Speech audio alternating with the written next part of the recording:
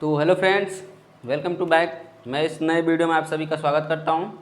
और जैसे कि मैंने पिछले वीडियो में बोला था कि उसमें जो भी इम्पोर्टेंट लेखक थे उनके बारे में मैंने बता दिया कि ये फेमस था, ये आएंगे ही आएंगे, परफेक्टली आएंगे, फिक्स है कि वो आएंगे और 5 मार्क्स आपको दे के जाएंगे फ्री में।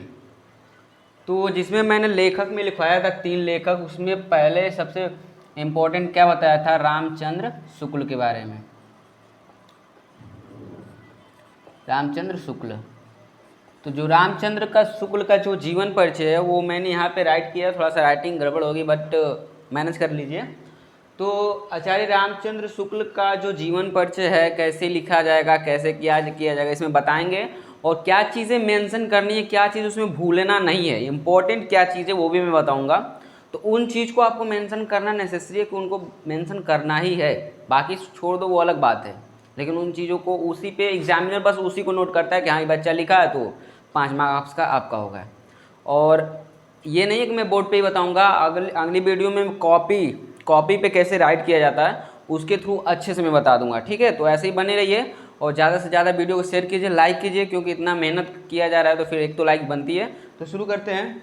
जैसे कि आचार्य रामचंद्र का जीवन परिचय के बारे में मैंने कहा था, तो इसमें सबसे इम्पोर्टेंट क्या चीज़ है कि आचार्य रामचंद्र शुक्ल का नाम मेंशन होना चाहिए।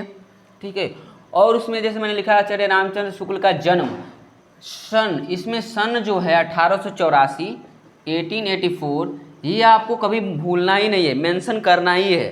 ये 1884 इम्पोर्टेंट है।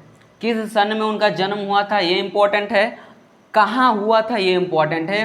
तो बस्ती जिले के अगोना नामक गांव में हुआ था। ठीक है, ये इम्पोर्टेंट है। कब हुआ था और कहाँ हुआ था ये इम्पोर्टेंट होता है। ये 2 चीज़ें हो गई, कब और कहाँ। ठीक है, और नेक्स्ट ग्राम में हुआ था और इनके पिता का नाम क्या था, चंद्रबली शुक्ल था। चंद्रबली शुक्ल था। तो इनके तीसरा पॉइंट याद करने का क्या इसमें है कि उनके पिता का क्या नाम था। ठीक, तो उनके पिता क्या नाम था, चंद्रबली शुक्ल नाम था। वो क्या थे, मिर्जापुर के कानूंगो थे। ठीक है, एक प्रकार के होते हैं वो, वहाँ कानूंगो थे। और इनकी माता जो थी ना, एक पॉइंट इसमें और लिखना है क्योंकि भाई 5 मार्क्स के तो ऐसे तो कॉपी भरना ही पड़ेगा। तो इम्पॉर्टेंट देखो, सन कहाँ हुआ था, उनके पिता और माता के भी नाम लिख दो तो चल जाएगा। और उसके बाद तुम खुद देखो, और हर लेखक के बारे में पढ़ोगे ना तो वो स्वयं अध्याय किए थे, ये किए थे, उसमें कुछ भी लिख दो। लेकिन जो मेंशन है वो ज़्यादा जो हाईलाइटेड है, ये नाम कहाँ हुआ था, कब हुआ था ये।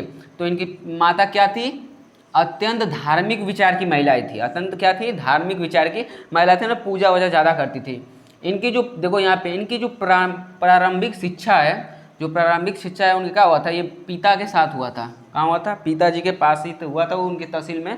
तो तहसील में वो थे, कांगो थे, तो वहाँ पे तहसील में जाते थे, तो वहीं पे उनके साथ क्या हुआ था, उनका शिक्षा होता है। ये इंपॉर्टेंट है, उनका शिक्षा कहाँ हुआ था, तो उनके पिताजी के कहाँ, राठ तहसील में। कहाँ पे, राठ तहसील में हुई थी। ठीक है, ये इंपॉर्टेंट हो गई।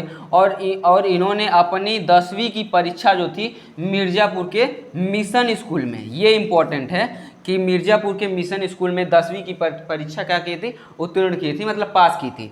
और आगे की शिक्षा देखो, आगे सब लेखक का एक ही प्रॉब्लम है कि आगे की जो शिक्षा है उनकी कुछ आर्थिक स्थिति के कारण रुक गई थी। तो ये आप डाल सकते हैं कि कुछ उनके आगे का शिक्षा जो था आर्थिक स्थिति खराब होने के कारण उनके बीच में पढ़ाई छूट गई। और आगे की पढ़ाई उन्होंने क्या किया था, स्वयं अध्ययन से किया था। बाद में उन्हें मिर्ज़ापुर के स्कूल के अध्यापक पद पे नियुक्त किया गया था। किस पे, अध्यापक पद, अध्यापक मतलब टीचर के रूप में पढ़ाने के लिए उनको नियुक्त किया गया।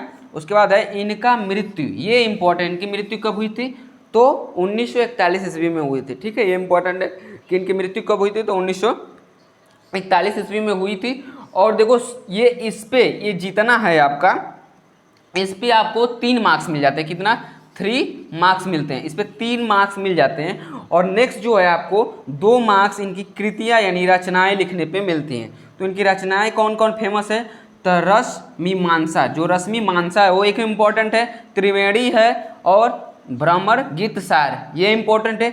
और सबसे इसमें इंपॉर्टेंट जो है वो एमसीक्यू में भी आ सकता है, वो है काशी नगरी प्रचारणी। ये हमेशा पूछता है, एमसीक्यू में पूछता है। तो ये 4 चीज़ें आपको याद कर लेनी है। इसमें से 2 भी अगर लिख देते हैं कृति में तो आपको 2 मार्क्स इसमें और 3 मार्क्स इसमें, टोटल 5 मार्क्स मिल जाते हैं बिना वेस्ट किए। ठीक है, तो फिर एक बार रिवीजन कर देते हैं क्या मेंशन करना है इसमें। आचार्य रामचंद्र शुक्ल का ये करना है, ये ब्लैक पेन से लिखनी है।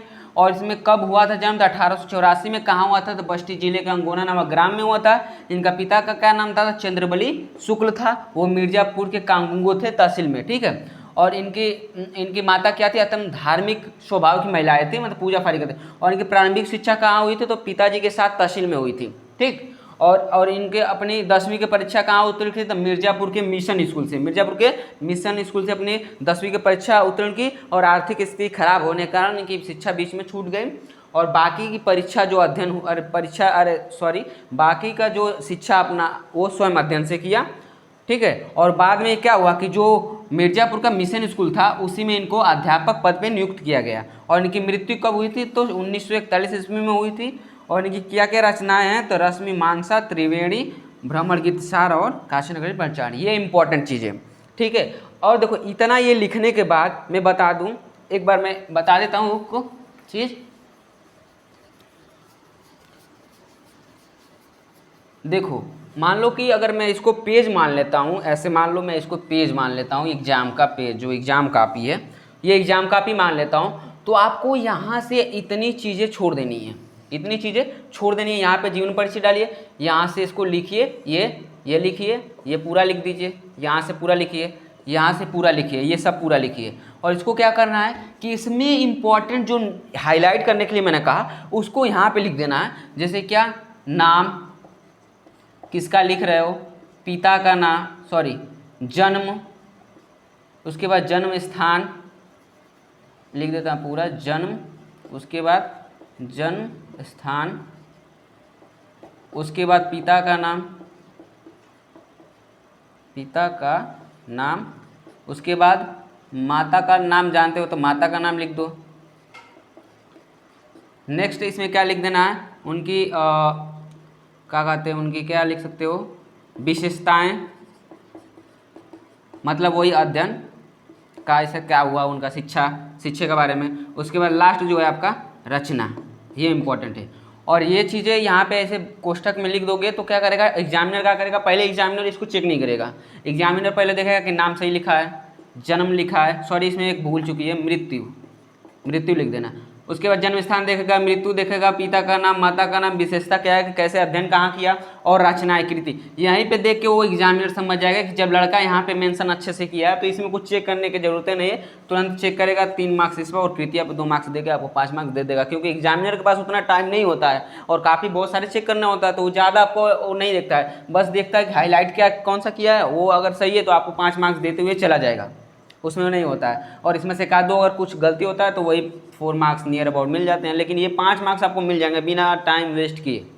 तो thank you so much, keep watching.